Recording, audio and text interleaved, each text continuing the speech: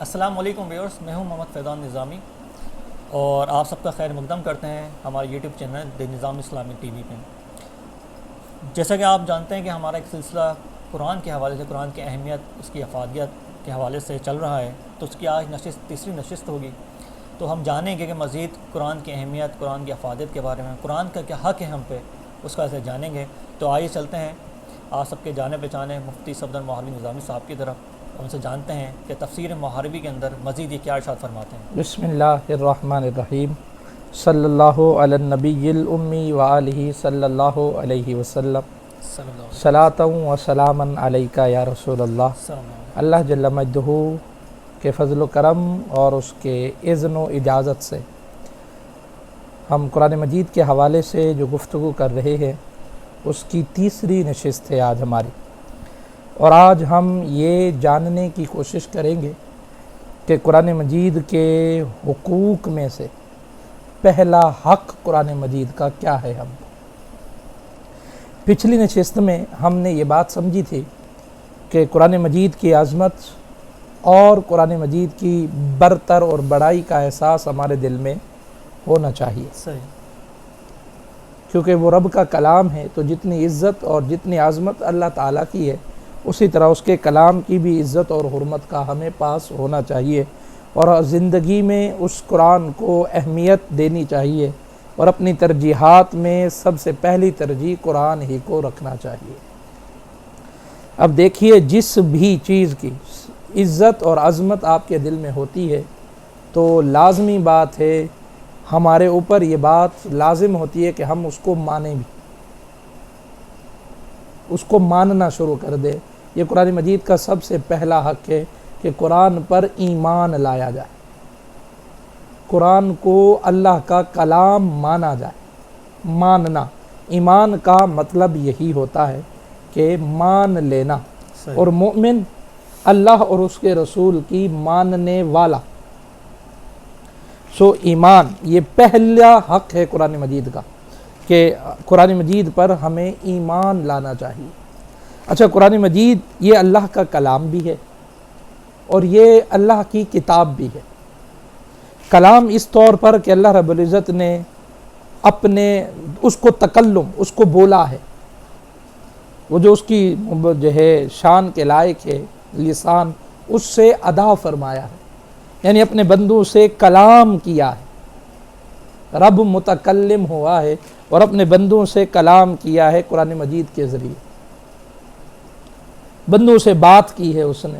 اور یہ ایک بڑا جو ہے، ایک اگر آپ ذوق کی اور وجدانی بات اگر سمجھنا چاہیں تو یہ یوں سمجھیں کہ ہمارا مالک ہم سے بات کر رہا ہے، بے شک قرآن کے ذریعے وہ ہم سے بات کر رہا ہے، وہ اپنا پیغام ہم تک پہنچا رہا ہے، وہ اپنی بات ہم تک منتقل کر رہا ہے، اور وہ قرآن کے ذریعے ہی منتقل کر رہا ہے۔ اس لیے جو صوفیہ کرام ہوتے تھے، اگر ہم ان کی زندگی کو دیکھیں تو وہ قرآن مجید کو اس طور پر پڑھا کرتے تھے کہ ہمارا رب ہم سے کلام کر رہا ہے۔ حضرت سہل بن عبداللہ تستری رحمۃ اللہ تعالی علیہ کے متعلق یہ واقعہ ہے۔ ان سے کسی نے کہا، وہ تارک الدنیا فقیر تھے، جنگلوں میں رہتے تھے اور شہروں میں بہت کم آنا ہوتا تھا ان کا، تو کوئی اس سے ملاقات کی کسی نے ان سے، اور کہا، سہل بن عبداللہ یہاں بیٹھ کر کیا کر رہے ہو، شہر میں چلے جاؤ، اور بھی ہزاروں لوگ مل جائیں گے جو تمہارے طریق کے ہوں گے، جو تمہارے مزاج کے ہوں گے، جو تمہارے ذوق کے ہوں گے، ان کے ساتھ تمہاری نشست ہونی چاہیے، یہاں اکیلے پوری دنیا میں بیٹھے کیا کر رہے ہو۔ تو حضرت سہل بن عبداللہ نے انہیں جو جواب دیا وہ بڑا خوبصورت ہے۔ کہا، آپ کو یہ کس نے کہا کہ میں اکیلا ہوں؟ میں اکیلا نہیں، میرا محبوب بھی میرے ساتھ ہے۔ اور فرمایا، میں اکیلا نہیں اس لیے کہ مجھے جب اس سے بات کرنی ہوتی ہے تو نماز پڑھنا شروع کر دیتا ہوں، اور جب اس کی بات سننا ہوتی ہے تو قرآن پڑھنا شروع کر دیتا ہوں، سبحان اللہ۔ تو پھر میں اکیلا کیسا ہوا؟ تو یہ حقیقت پر مبنی بات ہے کہ قرآن مجید اللہ کا کلام ہے، اور اللہ نے اس کلام کے ذریعے اپنے بندوں سے بات کی ہے۔ یہ عزت اور شرف دیا ہے اپنے بندوں کو کہ وہ اپنا کلام ہم تک پہنچائے، اپنی بات ہم تک منتقل کرتا ہے۔ تو یہ بھی قرآن مجید کی عظمت کے حوالے سے ایک بات میں نے کہا، عرض کر دوں کہ یہ اللہ کا کلام ہے، اس طور پر کلم اللہ موسیٰ تکلیما، اللہ نے کلام کیا ہے اس کو، جیسے میں اور آپ کلام کر رہے ہیں، یہ بات الفاظ نکل رہے ہیں، اللہ تشبیہ سے، اللہ جو ہے مثال سے پاک ہے، لیکن اس نے قرآن مجید میں مختلف مقامات پر مثالیں بیان کی ہے، تاکہ کیونکہ مثال اس لیے بیان کی جاتی ہے کہ مثال فہم کے قریب ہوتی ہے، یعنی سمجھنے میں آسانی ہو جاتی ہے۔ سر ایک بات ابھی میرے مائنڈ میں آئی ہے کہ قرآن کے حوالے سے غور و فکر کے جہاں پر بھی بات آئی ہے، تو ہر انسان کی الگ ذہنیت ہوتی ہے۔ جی بالکل، وہ قرآن پڑھے گا تو اپنی ذہنیت کے حوالے سے پڑھے گا۔ مثال کے طور پہ میں بات کروں، اگر کوئی سائنٹسٹ ہے اور وہ چاہتا ہے کہ قرآن سے رہنمائی لے، تو جب وہ قرآن کو الحمد سے شروع کرے گا اور سورہ ناس تک پڑھے گا تو اس کو سائنسی ساری کتاب میں جو باتیں ہوں گی، جو کوٹس ہوں گے، جو راز ہوں گے، اس پر آشکار ہونا شروع ہو جائیں گے۔ اگر کوئی نصیحت دینا چاہے گا، خوف خدا حاصل کرنا چاہے گا، تو قرآن کو الحمد سے سٹارٹ کرے گا، اس ناس تک جب پڑھے گا تو اس کی آیت کے اندر ہر آیت جو پڑھے گا تو اس کے اندر اس کو اللہ کا خوف وعیدیں ملنا چاہیے۔ اگر کوئی یہاں پر محبت کی باتیں کرنا چاہے گا نا، محبوب کی بات، اور کوئی عاشق بندہ ہوگا تو قرآن کو جب الحمد سے سٹارٹ کرے گا، اس کو ون ناس تک جو ختم کرے گا تو تمام سطریں اس کے اندر عشق سے ڈوبی ہوئی، محبوب کی باتوں سے ڈوبی ہوئی نظر آئیں گی۔ تو قرآن کو اگر آپ جس مقصد کے لیے اٹھا رہے ہیں، جس مقصد کے لیے پڑھ رہے ہیں، اگر آپ قرآن کو محبت میں پڑھنا چاہیں گے نا کہ قرآن کی میں محبت میں پڑھوں، تو آپ کو سراسر پوری محبت کی کتاب بنا نظر آئے گا یہ۔ اگر آپ چاہتے ہیں کہ اس کے اندر سائنس کے حوالے سے بات دیکھوں، کوئی میں جدت دیکھوں، تحقیق دیکھوں سائنس کے حوالے سے، تو وہاں پر ایک سائنسی کتاب نظر آئے گی۔ تو قرآن کا ایک معجزہ نہیں ہے یہ، اس بارے میں آپ کیا کہیں گے؟ بالکل، یہ قرآن مجید کا ایک معجزہ ہی ہے، کیونکہ یہ رب کا کلام ہے، اور جیسے اس کی ذات لامحدود ہے، اسی طرح قرآن مجید کے معانی اور مطالب بھی لامحدود ہے۔ سبحان اللہ، بے شک۔ اور قرآن ہر ایک کی سمجھ اور ہر ایک کے فہم کے مطابق بات کرتا ہے۔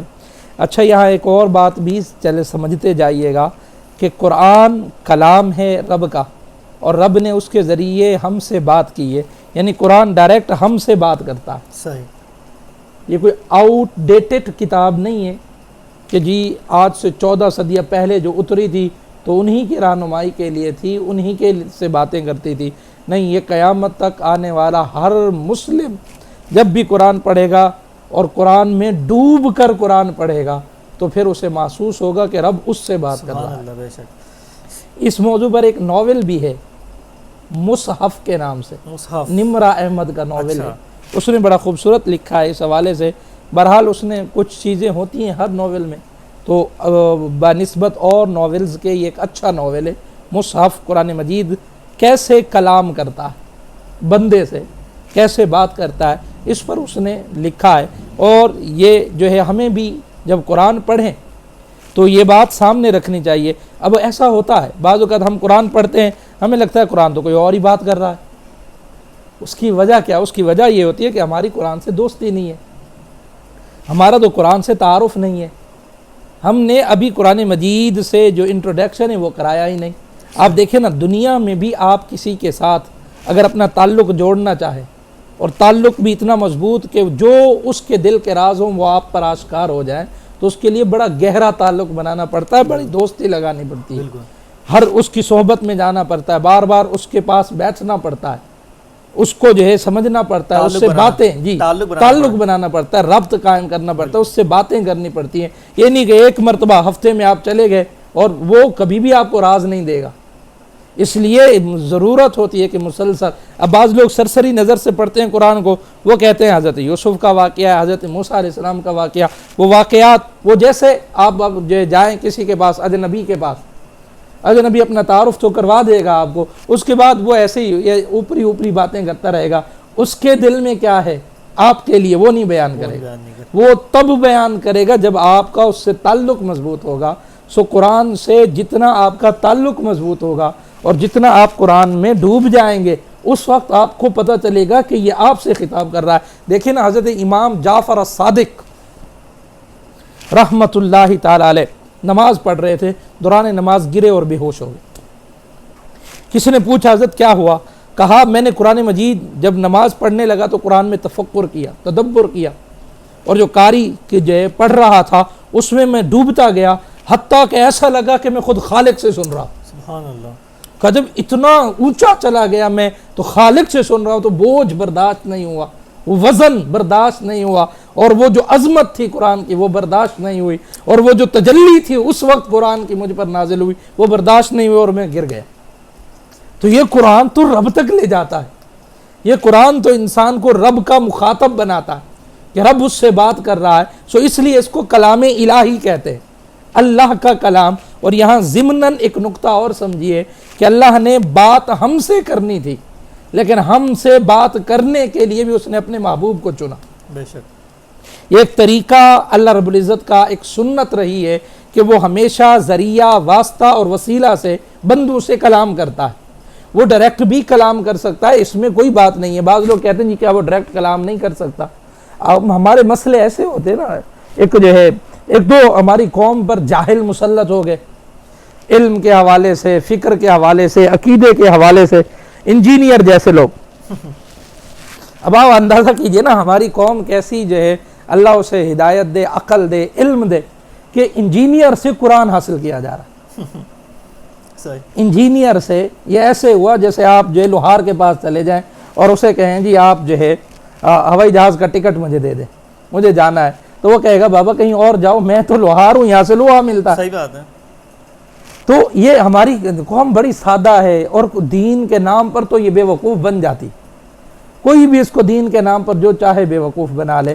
سو یہ ایسا ہوتا ہے۔ اب وہ الٹے سیدھے یعنی غلط غلط سوالات انہیں سمجھ نہیں آتی کہ جو ہے یہ کیا بات ہے۔ اب دیکھیے نا اس وسیلے کے حوالے سے کہتے ہیں جی کیا اللہ ڈائریکٹ نہیں سن سکتا کہ ہم نبیوں کے واسطے سے بات کریں؟ بھئی اس کا کسی نے انکار کیا ہی نہیں کہ وہ ڈائریکٹ سن سکتا ہے یا نہیں، ڈائریکٹ سن سکتا ہے یعنی اس کا تو کوئی بھی انکار نہیں کرتا۔ مسئلہ یہ ہے کہ اللہ کی سنت، اس کا طریقہ کیا ہے۔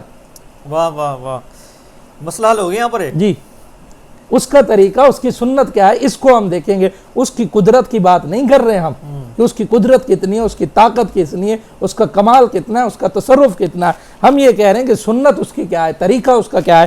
طریقہ اور سنت یہ ہے جب بھی اس نے دنیا والوں سے کلام کیا ہے نبی کے واسطے سے کلام کیا ہے، جب بھی اس نے اپنا پیغام پہنچانا چاہے نبی کے واسطے سے پہنچانا چاہے، وہ کتنا قریب ہے آپ کے اور میرے۔ صحیح بات ہے۔ نحن اقرب الیہ من حبل الورید، اس نے اپنا قرب نہیں بیان کیا کہ شہرگ سے بھی زیادہ قریب، وہ شہرگ سے زیادہ قریب رب آپ اور مجھ سے بات نہیں کر رہا، بات کرنے کے لیے نبی کو چنا ہے اس نے۔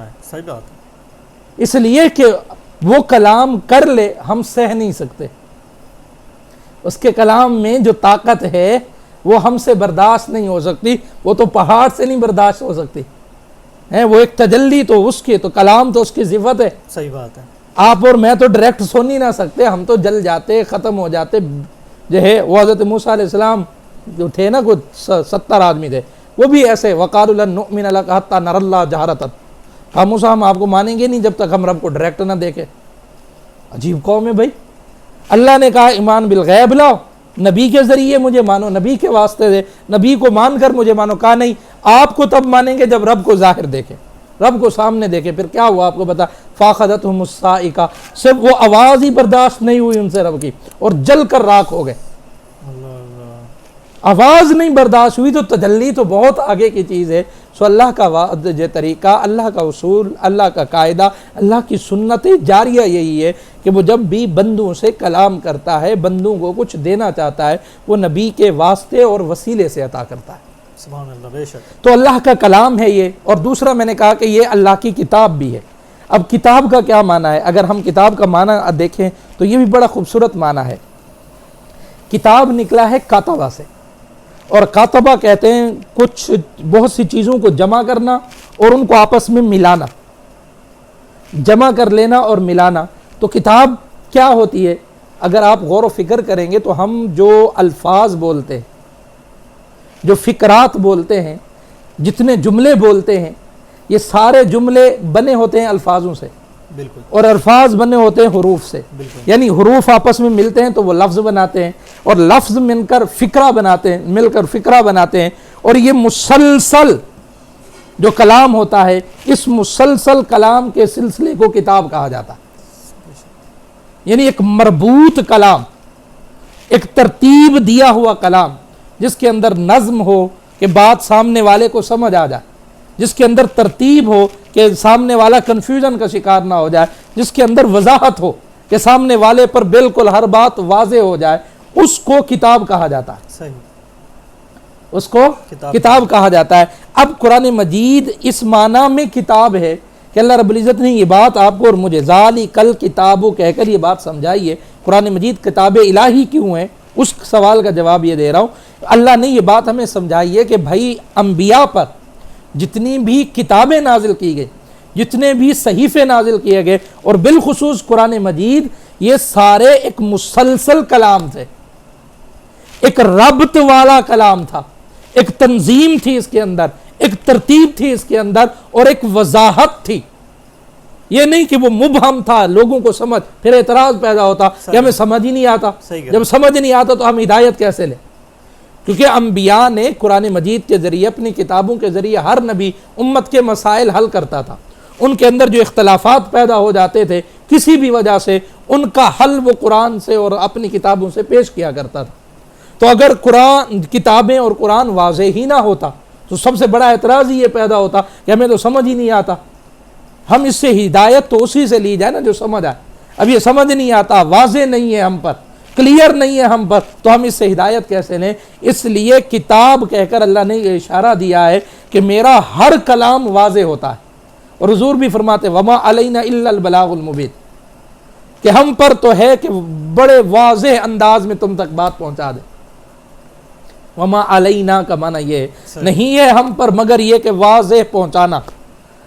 اللہ کے نبیوں کا کام بھی یہی تھا کہ وہ واضح انداز میں اپنی بات لوگوں تک پہنچا دیتے تھے. قرآن مجید نے اپنے لیے کہا ھذا بیان للناس، یہ لوگوں کے لیے وضاحت ہے. تبیان لکل شیء، ہر چیز کا واضح بیان ہے قرآن مجید میں.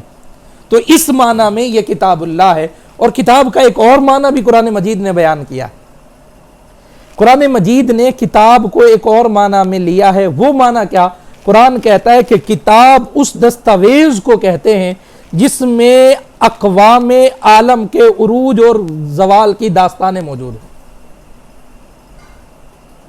اب آپ دیکھیے پورا قرآن داستان کے انداز میں، حضرت آدم سے لے کر حضرت عیسیٰ تک ہر ایک قوم کا بھی تذکرہ ہے کہ ان کے عروج کی وجہ کیا تھی، ان کے زوال کی وجہ کیا تھی، کن چیزوں کی وجہ سے انسان جو ہے اگر انفرادی ہو یا اجتماعی دونوں طریقے سے دیکھیں، کن وجہوں سے انسان زوال پذیر ہوتا ہے، کن وجہوں سے وہ ترقی کرتا ہے.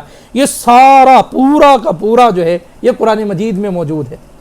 زوال کی داستان بھی اور عروج کی داستان بھی، اور امت مسلمہ کے لیے بھی ہر ایک ہدایت قرآن مجید میں موجود ہے. اس لیے اس کو کتاب کہا گیا ہے. ایک اور وجہ بھی، ایک وسیع مفہوم اگر لیں ہم کتاب کا، تو کتاب اصل میں ذریعہ ہوتی ہے علم کا. دو چیزیں ذریعہ بنتی ہیں، ایک ہوتے کتاب اللہ اور ایک ہوتا ہے رجال اللہ. رجال جو ہے مردوں کو کہتے ہیں، جی اللہ والے، اور اللہ کی کتاب. یہ اللہ کی کتاب بھی علم مہیا کرتی ہے اور اللہ والے بھی علم مہیا کرتے ہیں. اگر آپ چاہیں کہ علم آپ کو ملے تو ان دونوں سے تعلق جوڑیں.